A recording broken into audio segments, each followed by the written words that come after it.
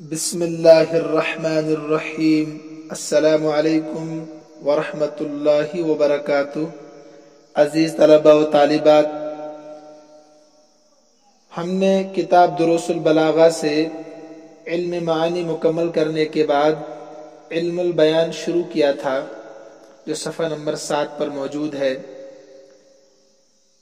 علم البیان کی مکمل تعریف پچھلے 2 سبق میں گزر چکی ہے، میں پھر سے تفصیل میں جانا نہیں چاہتا۔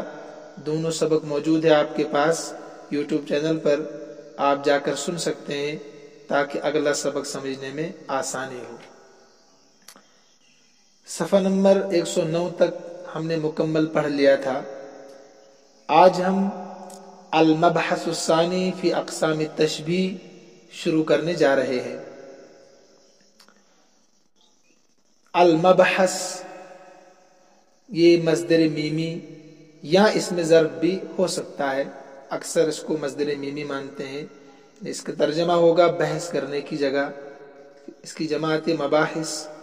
المبحث الثانی فی اقسام التشبیہ، دوسری بحث کرنے کی جگہ تشبیہ کے اقسام میں ہے۔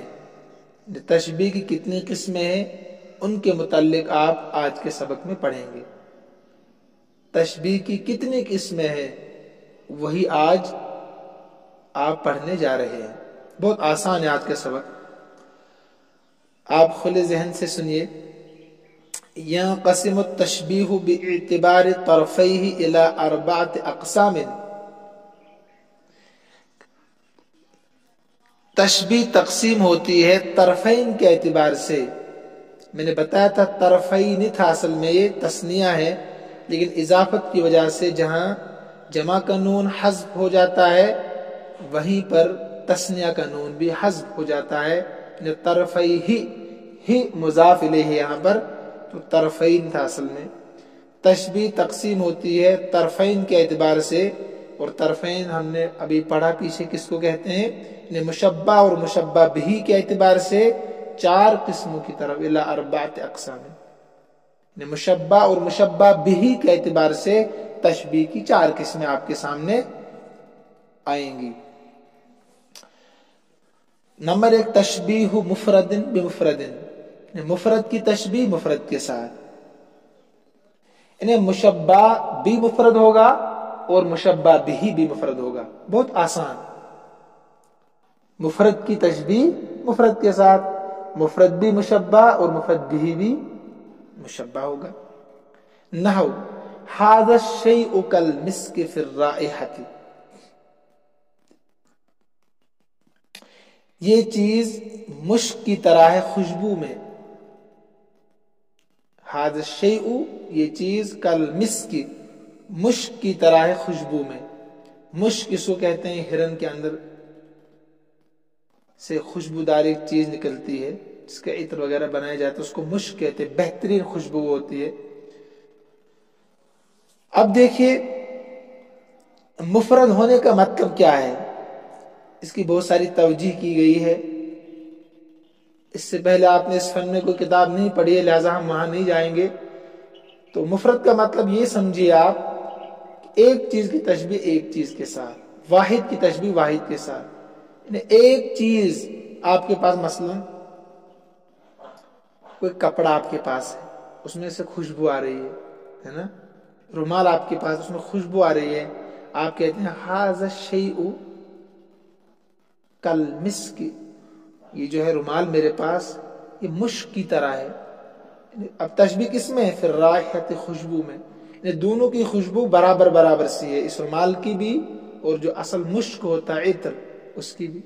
یا مثلا صابن، جو حاشے میں ہے صابن، آپ کہتے ہیں اس صابن، یہ صابن جو ہے مشک کی طرح ہے، یعنی خوشبو میں اتنا عمدہ ہے یہ دونوں کہ اس کی خوشبو اور مشک کی خوشبو برابر سی ہے۔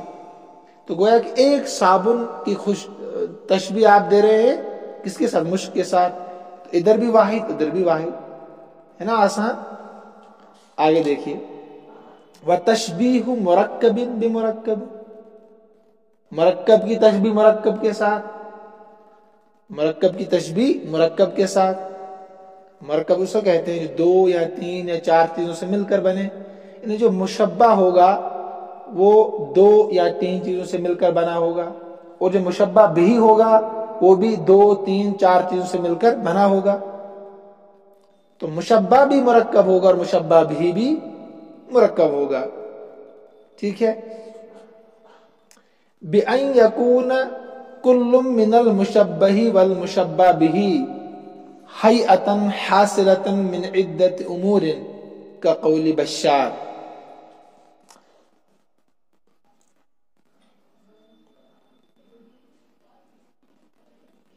مشبہ اور مشبہ بھی دونوں میں سے ہر ایک ایسی کیفیت، ایک ایسی صورت پیش کرتے ہوں جو کئی چیزوں سے حاصل ہونے والی ہو، جو کئی چیزوں سے حاصل ہونے والی ہو. نا آسان بِأَن يَكُونَ كُلٌّ مِّنَ الْمُشَبَّهِ وَالْمُشَبَّهِ بِهِ کہ ہو ہر ایک مشبہ اور مشبہ بھی میں سے حیئتاً ایسی کیفیت پر، حاصلتاً جو کیفیت حاصل ہوئی ہو، من عدت امور کئی چیزوں سے. جیسے قول بشار، جسے بشار بن برد کا شعر ہے. پہلے ترجمہ دیکھیے. کأن مسار النقع فوق رؤوسنا واسیافنا لیل تہاوی کواکب. ترجمہ اس کا ہے واسیافنا لیل تہاوی کواکب، گویا کی تیز رفتار گھوڑوں کے پیروں سے اڑی ہوئی گرد و غبار. تیز رفتار گھوڑوں کے پیروں سے اڑی ہوئی گرد و غبار ہمارے سر کے اوپر ہے، اور ہماری تلواریں لیلن ایک رات کی طرح ہے. لیلن ایک رات ہے، ایسی رات تہاوا کواکبہ جس کے ستارے ٹوٹ ٹوٹ کر گر رہے ہوں مختلف جگہوں سے. یہ ترجمہ میں نے کرا ہے. ٹھیک ہے. پھر دیکھیے. تیز رفتار گھوڑوں کے پیروں سے اڑی ہوئی گرد و غبار ہمارے سروں پر ہے. فوق رؤوسنا واسیافنا اور ہماری تلواریں. لیل ایک رات ہے جس کے ستارے تہاوا کواکبہ جس کے ستارے ٹوٹ ٹوٹ کر گر رہے ہیں. تہوا کے معنی مختلف جہتوں سے ستارے ٹوٹ ٹوٹ کر گر رہے ہیں. ترجمہ ہو گیا. اصل میں تھا یہ کأن النقع المسار، یہاں اضافت الصفت الی الموصوف ہے. یہ اصل میں تھا کأن النقع گویا کہ غبار، المسار جو اڑا ہوا ہے، پھیلا ہوا ہے. تو ایک شاعر اس کی رعایت نہیں کرتے، اس کو اضافت الصفت الی الموصوف کہتے ہیں. آپ سمجھ گئے ہوں گے. تو یہ تو ترجمہ ہو گیا. اب مطلب سمجھیے. پہلے شاعر جو ہے یہ کہنا چاہتا ہے کہ جب میدان جنگ ہو، پہلے زمانے میں تلواروں سے جنگ ہوتی تھی. آپ کے لیے سمجھنا تھوڑا مشکل ہے، لیکن اگر آپ عقل شریف کا استعمال کریں گے تو پہنچ جائیں گے کہ میدان جنگ و ریگستان ہو، ہزاروں گھوڑے میدان میں دوڑ رہے ہوں، دشمنوں کے بھی اور جو ان کے مد مقابل ہے ان کے بھی. تو ریگستان میں کتنا گرد و غبار اٹھے گا. ہزاروں گھوڑے دوڑ رہے ہیں تو دن بھی رات کی طرح لگے گا. اندھیرا ہوگا گرد و غبار کی وجہ سے. ایک انسان دوسرے انسان کو نہیں پہچان پائے گا. اور پھر جب تلواریں چلیں گی ایک دوسرے سے ٹکرائیں گی تو چنگاریاں اٹھیں گی کہ نہیں. لوہا لوہے سے ٹکراتا ہے تو چنگاری اٹھتی ہے. اس کیفیت کو ایک تو گھوڑوں کے پیروں سے اڑی ہوئی گرد و غبار جس سے اندھیرا سا ہوتا ہے، اور پھر جب تلواریں اس میں چل رہی ہوں تو پھر وہاں سے تلواریں جب چلیں گی تو کیا ہوگا، وہاں سے چنگاریاں اٹھیں گی. تو ان دو چیزوں کو، تلواروں کے چلنے کو اور گھوڑوں کے پیروں سے اڑی گرد و غبار کو، شاعر نے کیا بنایا ہے؟ مشبہ بنایا ہے. اور اس کو تشبیہ دی ہے کس کے ساتھ؟ ایک ایسی رات کے ساتھ جس میں اندھیرا ہوتا ہے اور مختلف جہتوں سے ایک تارا مغرب میں گر رہا ہے، ایک مشرق میں، ایک شمال میں، ایک جنوب میں گر رہا ہے، اس کی بھی چنگاری سے نظر آتی ہے. تو اس رات کے اندھیرے کی اور ستاروں کے مختلف جہتوں سے ٹوٹنے کی کیفیت کے ساتھ تشبیہ دے رہا ہے شاعر اس میدان جنگ کی کیفیت کو. تو وہاں بھی دو چیزیں ہیں، ایک تو ہے اندھیرا گرد و غبار کا، اور پھر تلواریں چلنے کی، ٹکرانے کی وہ چمک. یہ دو چیزیں ہوگی کہ نہیں؟ ادھر سے بھی ایک تو رات ہے، رات کی اندھیری ہے، اور پھر ستاروں کا ٹوٹنا ہے. تو مرکب کی تشبیہ مرکب کے ساتھ کہہ رہا ہے شاعر کہ یہ سما جو میدان جنگ کا ہوتا ہے جس میں گرد و غبار ہوتا ہے اور تلواریں چلتی ہے، یہ ایسا ہے، یہ مشبہ ہے، گویا کہ رات ہو جس میں اندھیرے میں ستارے ٹوٹ ٹوٹ کر گر رہے ہوں. بڑی اچھی تشبیہ دی ہے کسی شاعر نے. اللہ کرے کہ آپ سمجھ رہے ہو میری بات. اگر نہیں سمجھے تھوڑا پہلے تصور کیجئے. فَإِنَّهُ شَبَّهَ حَيْئَةَ الْغُبَارِ. اب اس شعر کو سمجھا رہا ہے صاحب کتاب رحمت اللہ علیہ. فَإِنَّهُ شَبَّهَ حَيْئَةَ الْغُبَارِ. پس اس نے غبار اور اس سے حرکت ہونے والی تلواروں کی کیفیت کو اس رات کے ساتھ تشبیہ دی ہے. فَإِنَّهُ بے شک اس نے بشار بن برد نے شبہ تشبیہ دی ہے حیات الغبار گرد و غبار کی کیفیت کو. وفیہ سیوف اور جس میں تلواریں مضطربۃ حرکت کر رہی ہوں. سمجھ رہے نا آپ؟ انہیں چل رہی ہوں، تلواریں ٹکرا رہی ہوں دشمنوں کی تلواروں کے ساتھ. بحیئۃ اللیل رات کی کیفیت کے ساتھ، رات کی کیفیت کے ساتھ، اس کیفیت کے ساتھ جس میں وفیہ الکواکب اور جس میں ستارے تتساقط ٹوٹ ٹوٹ کر گر رہے ہوں من جہات مختلفۃ مختلف جگہوں سے. یہاں تو تشبیہ بھی بتا دی. اب بھی نہ سمجھے تو پھر کب سمجھیں گے آپ؟ ہوگی مفرد کی تشبیہ مفرد کے ساتھ، مرکب کی تشبیہ مرکب کے ساتھ.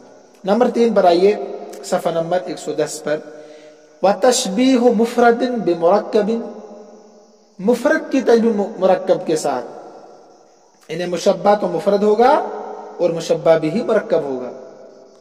دیکھیے اوپر کی مثال میں شعر میں کأن، آپ نے پیچھے پڑھا تھا کأن اور کاف کے استعمال میں فرق کیا ہے، اس کو بھی ذہن میں رکھیے کہ کأن جب تشبیہ کے لیے ہوگا تو وہ مشبہ پر داخل ہوگا اور کاف مشبہ بھی پر داخل ہوتا ہے.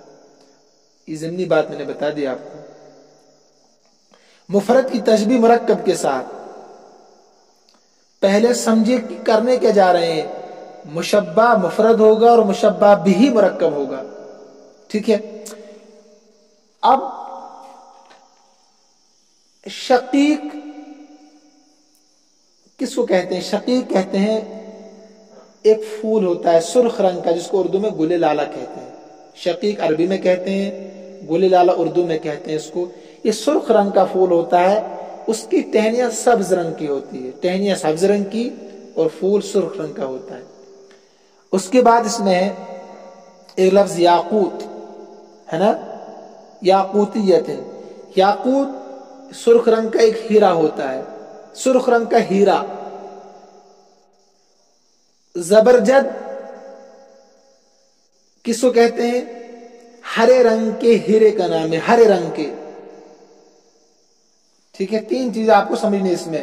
شقیق سرخ رنگ کا ایک پھول، اس کی ٹہنیاں سبز رنگ کی ہوتی ہے، اور یاقوت سرخ رنگ کا ایک ہیرا ہوتا ہے، اور زبرجد ہرے رنگ کا ایک ہیرے کا نام ہے. دیکھیے جو شقیق ہے نا گل لالا، وہ سرخ ہوتا ہے اور اس کی ٹہنیاں سبز ہوتی ہے. تو جب ہوا چلے گی نا تو کبھی وہ ٹہنیاں ادھر جاتی ہے، کبھی ادھر، کبھی دائیں، کبھی بائیں، کبھی اوپر اٹھتی ہے، کبھی نیچے جھک جاتی ہے، سجدے میں جھک جاتی ہے ہوا میں. اس کو آپ ذہن میں رکھیے. جب ہوا چلے گی تو اس کی کیفیت کیا ہوگی؟ کبھی ادھر کبھی ادھر، ہے نا. اسی طریقے سے اگر سبز نیزے ہوں، کیا ہوں؟ پہلے میں سمجھا رہا ہوں آپ کو. سبز نیزے جیسے ہمارے کالج میں ہے جو فٹ پاتھ ہے جہاں چلتے ہیں ہم، دائیں اور بائیں جانب لکڑیاں لوہے کی وہ گرل جیسی کھڑی کی ہے اور ان پر ہر طرح کے جھنڈے ہیں، گرین بھی ہے، ریڈ بھی ہے، وائٹ بھی ہے، ہر طرح کے ہیں. آپ ان کو چھوڑ دیجئے، صرف ایک کلر رکھیے آپ، ریڈ کلر. ان پر چھوٹے چھوٹے جھنڈے جو ہوتے ہیں، چھوٹے چھوٹے جھنڈیاں، اور جو گرل نیچے ہے نا اس کی جس پہ وہ لٹکائے ہوئے جھنڈیاں ہیں، تو ان کو آپ سبز بنائیے، سبز کلر کیجئے ان کا. تو جب ہوا چلے گی نا تو وہ جھنڈیاں بھی کبھی دائیں کبھی بائیں، کبھی شمال کبھی جنوب کی طرف جائیں گے ہوا کے ذریعے سے. تو یہ شاعر گل لالا جو پھول ہے شقیق، اس گل لالا کو تشبیہ دے رہا ہے ان جھنڈیوں کو کے ساتھ، ان سرخ جھنڈیوں کے ساتھ جو سبز نیزے پر لہلا رہی ہوں، کبھی ادھر جا رہے ہیں کبھی ادھر جا رہی ہوں. سمپل ہے کہ نہیں؟ دیکھیے اب مشبہ تو مفرد ہے، ایک پھول ہے، لیکن مشبہ بھی مرکب ہے. ایک تو آپ کو جھنڈیاں جمع کرنی ہے، بہت ساری جمع کرنی ہے نا، وہ الگ الگ، پھر سبز نیزے گاڑنے ہیں آپ نے، اور پھر اس کے بعد ان پر لٹکانا ہے ان کو، تب جا کر کیا بنے گا؟ وہ مشبہ بھی بنے گا. تو مشبہ تو واحد ہے، وہ گل لالا ایک پھول ہے، اور مشبہ بھی یہ مرکب ہے سرخ جھنڈیوں کے ساتھ، سبز نیزوں کے ساتھ. تو شاعر نے تشبیہ دی ہے گل لالا کو سرخ سبز نیزوں پر لہرائے گئے یاقوتی جھنڈیوں کے ساتھ. اب دیکھیں ترجمہ، میں نے سمجھا دیا آپ کو. وَتَشْبِيهُ مُفْرَدٍ بِمُرَكَّبٍ، مفرد کی تشبیہ مرکب کے ساتھ. کا تشبیہ شقیق، جیسے کہ گل لالا کی تشبیہ، جیسے کہ گل لالا کی تشبیہ بِحَيْئَةِ أَعْلَامٍ یاقوتیۃ منشورۃ،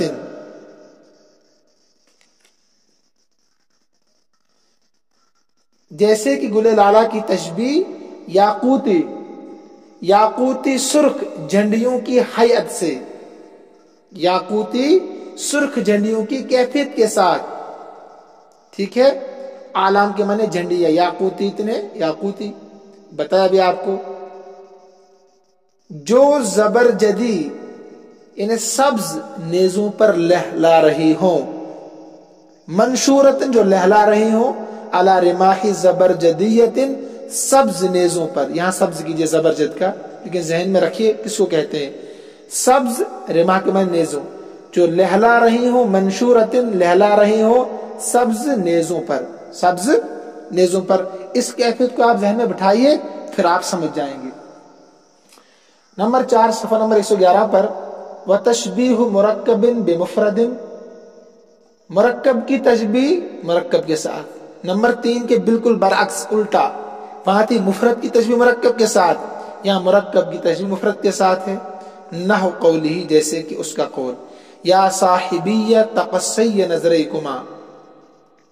پہلے ترجمہ دیکھیے، اے میرے دونوں ساتھیوں. یہ تھا صاحبانی، یا متکلم جو مضاف الیہ یہاں بن رہا ہے، اس کی وجہ سے تثنیہ کا نون حذف ہو گیا، یعنی اضافت کی وجہ سے تثنیہ اور جمع کا نون گر جاتا ہے. کہیں بار بتایا آپ کو میں نے، کئی مرتبہ آ چکا ہے.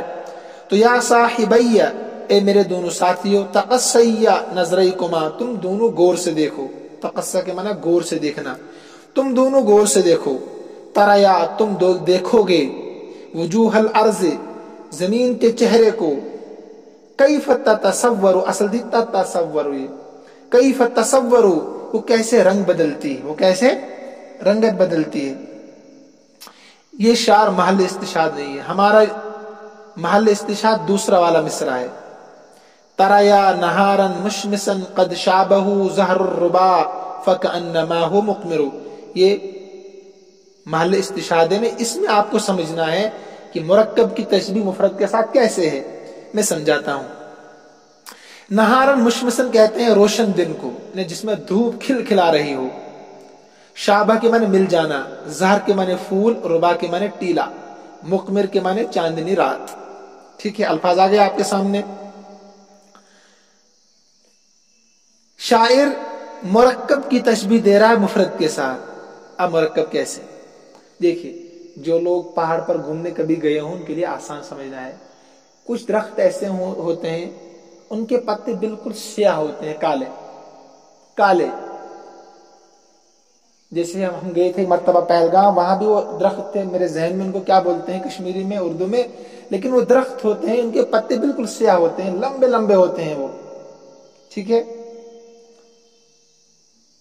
دیودار کی طرح جیسے ہم یہاں پاتے ہیں اپنے علاقے میں کشمیر میں، اسی کی طرح وہ ہوتے ہیں، مگر تھوڑے اس سے زیادہ سیاہ ہوتے ہیں وہ، اور تھوڑے پست قدی ہوتے ہیں ان کے مقابلے میں. خیر، آپ سمجھے ایک درخت ہوتا ہے جنگل میں اور پہاڑوں پہ زیادہ ہوتے ہیں وہ، جن کے پتے بالکل سیاہ ہوتے ہیں. اب ایک درخت اور دوسرے درخت کے درمیان اگر ہم 2-2 میٹر کا فاصلہ رکھیں گے، 2-2 میٹر کا فاصلہ، بہت سارے درخت جہاں ہوں ان کے بیچ میں فاصلہ بھی ہو 3-3 4-4 میٹر کا فاصلہ، جب دھوپ پڑے گی تو درختوں کے پتوں پر جب دھوپ پڑے گی سیاہ درخت اور سیاہ ہو جائیں گے، ہے نا؟ یہ تو ظاہر سی بات ہے، پتے اور سیاہ ہو جائیں گے. ایسا ہوتا ہے جب سیاہ چیز پر دھوپ پڑتی ہے زیادہ سیاہ ہو جاتی ہے.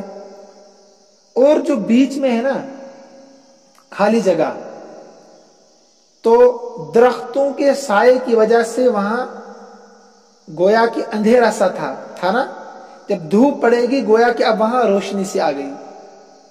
کیا آئے گی؟ جب بہت سارے درخت ہوں گے جو بیچ میں خالی جگہ ہوگی 2-3 میٹر کی جگہ، تو اس میں اندھیرا سا ہوگا کہ نہیں، ادھر کا سایہ ادھر کا سایہ. جب دھوپ پڑے گی تو دھوپ کی وجہ سے درختوں کے پتے سیاہ ہو جائیں گے اور جو خالی جگہ ہے زمین وہ روشن ہو جائے گی. تو ان دو چیزوں کی کیفیت کو شاعر ملا کر مشبہ بنا رہا ہے. ایک تو اس دھوپ کو جو درختوں پر پڑے گی اور اس سے سیاہی پیدا ہوگی، اور وہ دھوپ جو زمین پر پڑے گی درختوں کے بیچ میں جو زمین خالی ہے اس میں روشنی ہوگی. تو اس سیاہی اور روشنی کو ملا کر شاعر مشبہ بنا رہا ہے. تو یہ مرکب ہے کہ نہیں؟ اب اس مرکب کی تشبیہ دے رہا ہے، کہتا ہے یہ کیفیت ایسی ہے جیسے کہ چاندنی رات ہو. دیکھیے جب چاند نکلتا ہے نا، 14ویں کا چاند، تو جب وہ روشنی پڑے گی درختوں پر وہاں بھی یہی کیفیت ہوگی، اور جو خالی جگہ ہوگی تو وہاں روشنی ہوگی. تو کیفیت تشبیہ جو ہے نا، تشبیہ وجہ شبہ، اس دن کی دھوپ پڑنے کے ساتھ، دن کی دھوپ جو پڑے گی درختوں پر اور اس خالی جگہ پر، ایک کیفیت تو یہ بن رہی ہے. چاندنی رات جب چاند کی روشنی پڑے گی درختوں کے پتوں پر اور بیچ میں، ایک کیفیت یہ بنے گی. تو جو دن کی دھوپ ہے اس کو مشبہ بنایا، اور جو رات کی چاندنی اس کو مشبہ بھی بنایا. تو وہ تو ایک چیز ہے، اور یہاں پر یہ دو چیزیں جمع کی. ایک تو دن کی روشنی، اور پھر اسی طریقے سے جب وہ سیاہ درختوں پر پڑے گی جو پہاڑوں پر ہوں گے تو اس سے ایک کیفیت بنے گی. یہ مشبہ ہے اور مرکب ہے. اور پھر اس مشبہ اور مرکب جو ہے اس کو تشبیہ دے رہے ہیں چاندنی رات کے ساتھ، مطلق چاندنی رات کے ساتھ. یہ کیفیت تو میں بنا رہا ہوں نا، تو مطلق چاندنی رات کے ساتھ جو مفرد ہے، تو مرکب کی تشبیہ مفرد کے ساتھ ہو گئی. امید کرتا ہوں کہ آپ سمجھ رہے ہوں گے. ترایا، تم دونوں دیکھو گے، انہیں اپنے ساتھیوں سے خطاب کر رہا ہے، نہارن مشمسن، ایک روشن دن کو، قد شابہ، جس کے ساتھ مل گئے ہوں، زہر الربا، ٹیلوں کے پھول، پہاڑوں کے پھول، فکأنما هو مقمر، گویا کہ وہ چاندنی رات ہے. تو چاندنی رات کے ساتھ، صرف مطلق چاندنی رات کے ساتھ تشبیہ دے رہے ہیں جو مفرد ہے. فإنه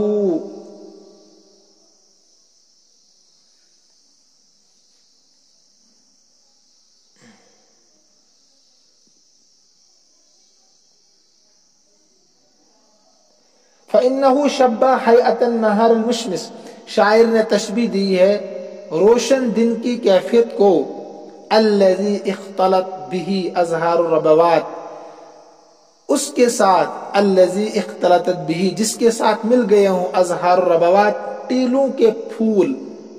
ٹیلوں کے پھول کس کے ساتھ تشبیہ دی ہے؟ تشبیہ دی ہے شاعر نے اس روشن دن کو جس کے ساتھ مل گئے ہوں ٹیلوں کے پھول، باللیل المقمری، چاندنی رات کے ساتھ، چاندنی رات کے ساتھ۔ تو یہاں سے آگے جو ہے نا نئی بات شروع ہو رہی ہے، وہ کیا ہے؟ وَيَنْقَسِمُ بِاعْتِبَارِ الطَّرَفَيْنِ أَيْضًا إِلَى مَلْفُوفٍ وَمَفْرُوقٍ۔ یہاں سے آگے ہم کل پڑھیں گے، لہذا صفحہ نمبر 11 تک آج رہنے دیجئے، نیا مضمون شروع ہو رہا ہے، کل ہی پڑھیں گے، اور وقت بھی زیادہ ہو گیا، پھر آپ پڑھتے پڑھتے اگتا جاتے ہیں، سستی آ جاتی ہے، لہذا اچھے سے سبق سنیں، آپ غور سے سنیں۔ اور میں نے کہا تھا بار بار آپ سے، اس لنک کو شیئر بھی کریں اپنے جاننے والوں میں، پڑھنے والوں میں، مجھے پڑھانے کا ثواب ملے گا، آپ کو ترجمانی کرنے کا اور دوسروں تک بات پہنچانے کا ثواب ملے گا۔ امید کرتا ہوں کہ اس پر آپ عمل کریں گے، اور چینل کو سبسکرائب ضرور کیجئے گا، بیل آئیکن دبائیے تاکہ ہم جلد ہی لائیو پروگرام شروع کر سکیں۔ اللہ ہم سب کا حامی و ناصر ہو۔ السلام علیکم ورحمۃ اللہ وبرکاتہ۔